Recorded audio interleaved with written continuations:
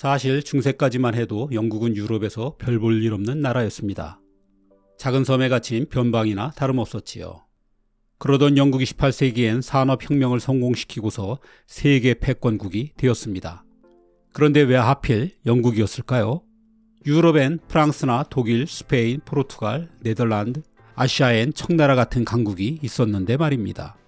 이번 영상에선 영국이 가장 먼저 산업혁명을 일으킬 수 있었던 이유를 먼저 알아보고 2부에선 다른 나라가 늦어진 사정을 다루어 봅니다.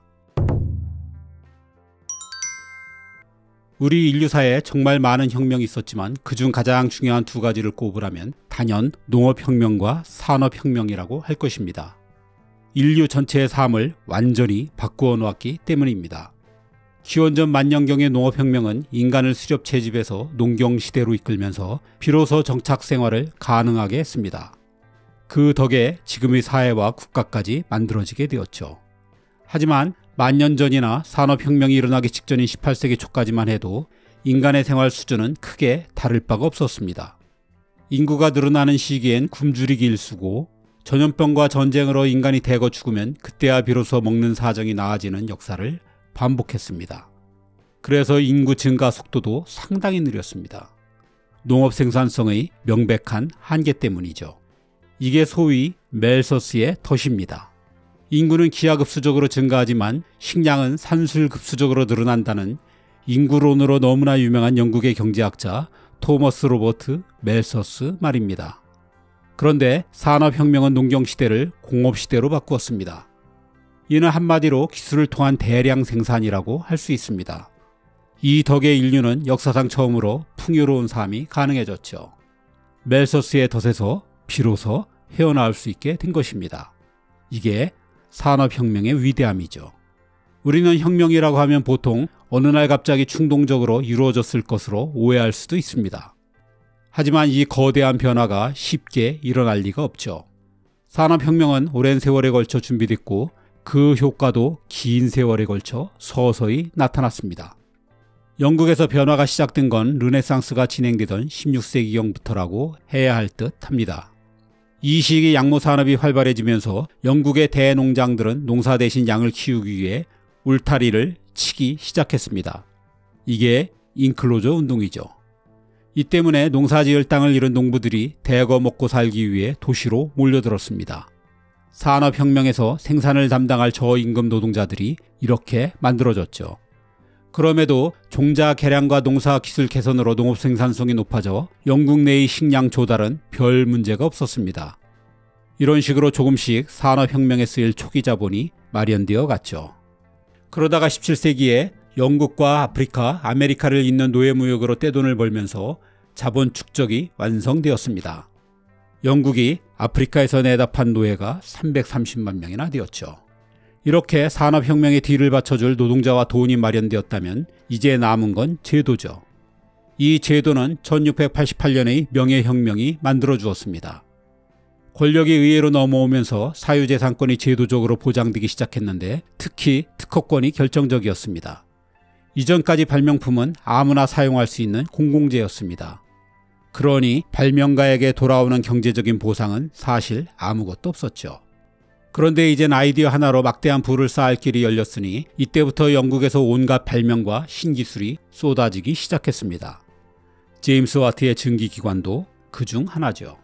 산업혁명이 낳은 수많은 신기술 중 가장 중요한 것 하나만을 꼽으라면 바로 이것일 것입니다.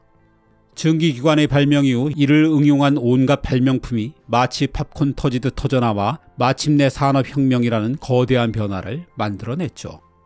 증기기관이 발명된 건 석탄 광산에서 물을 빼내기 위해서였습니다.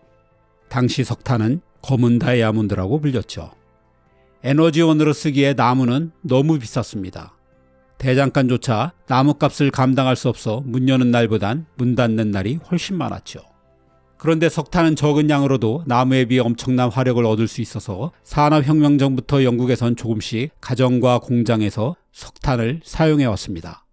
무엇보다 영국의 석탄은 지표면에 낮게 매장되어 있어서 석탄을 캐내는 비용이 그 어느 나라보다도 저렴했습니다.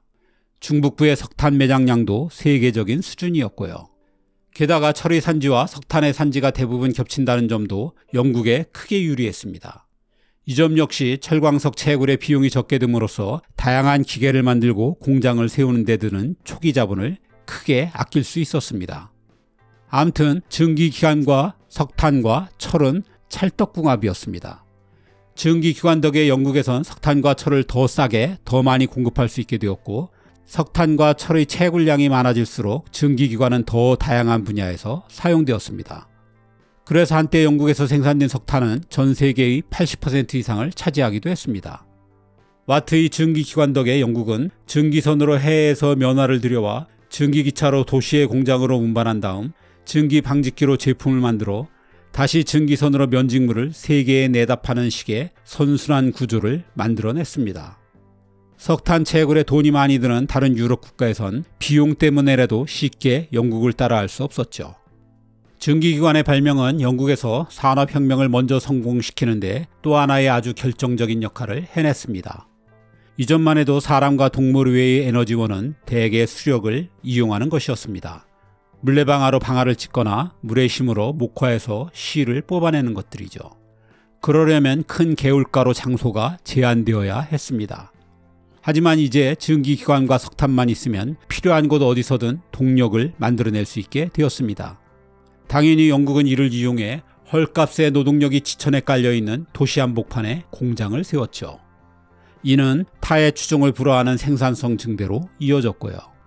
그야말로 산업혁명의 가장 큰 특징인 기술과 기계를 이용한 대량 생산이 비로소 현실 세계에서 구현할 수 있게 된 것입니다. 이제 영국이 다른 나라와 달랐던 마지막 퍼즐입니다.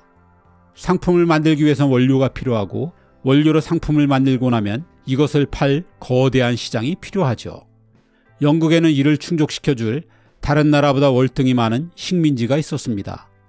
예를 들어 영국은 인도의 벵갈에서 면화를 헐값에 들여와 영국에서 증기방직기로 면직물을 대량으로 만든 다음 인도는 물론 전 세계의 식민지에 팔아 떼돈을 벌 수 있었습니다.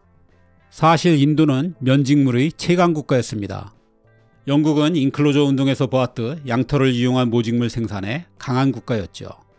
그런데 인도의 면직물은 영국의 모직물에 비해 가볍고 세탁도 쉽고 무엇보다 가격이 저렴해 영국에서도 엄청나게 인기였습니다.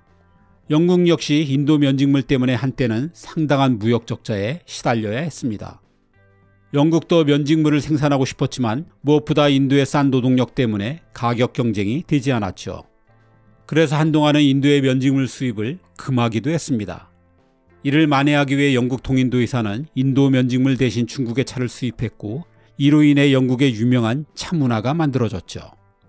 어쨌든 상대적으로 비싼 영국의 임금 문제를 해결하기 위해 발명된 게 바로 증기를 이용한 방직기와 방적기입니다. 증기방직기와 증기방적기는 이전의 수동식과 달리 큰 힘이 필요하지 않았습니다. 그래서 남성보단 임금이 좀 더 싼 여성들을 주로 고용했죠. 이게 여성들도 본격적으로 직업을 갖게 된 시초가 됩니다. 영국의 면직물 산업은 증기방직기 덕에 생산량이 폭발적으로 증가하면서 산업혁명의 도화선이 되었습니다. 이런 엄청난 성공을 똑똑히 본 영국의 산업계엔 이후 거의 모든 분야에서 기계화의 열풍이 불었습니다. 이것이 영국에서의 첫 산업혁명으로 이어지게 된 것이죠. 반면 원래 우위를 보이던 인도의 면직물 산업은 초토화가 되었습니다. 아무리 값싼 노동력도 기계의 대량 생산에는 당해낼 수 없었죠. 그러면서 인도는 결국 영국의 원료 공급지 및 소비지로 전락하고 말았습니다. 마하트마 간디의 유명한 물레질을 하는 사진은 바로 영국의 면직물 사업에 대한 항의를 뜻하는 것이었죠. 이렇듯 인도를 제외하고 대부분의 식민지에서 영국이 간접 지배 방식을 택한 것도 영토보단 원료를 들여오고 물건을 팔 시장 확보가 무엇보다 중요했기 때문입니다. 이 외에도 영국에서 산업혁명이 맨 처음 일어난 여러 이유가 있겠지만 핵심적인 요인은 이 정도로 정리하면 될 것 같습니다. 그리고 2부에선 다른 나라는 왜 영국보다 늦었는지, 산업혁명기에 산 사람들은 과연 그 혜택을 누리며 생활이 좀 더 윤택해졌는지 등을 다뤄보겠습니다.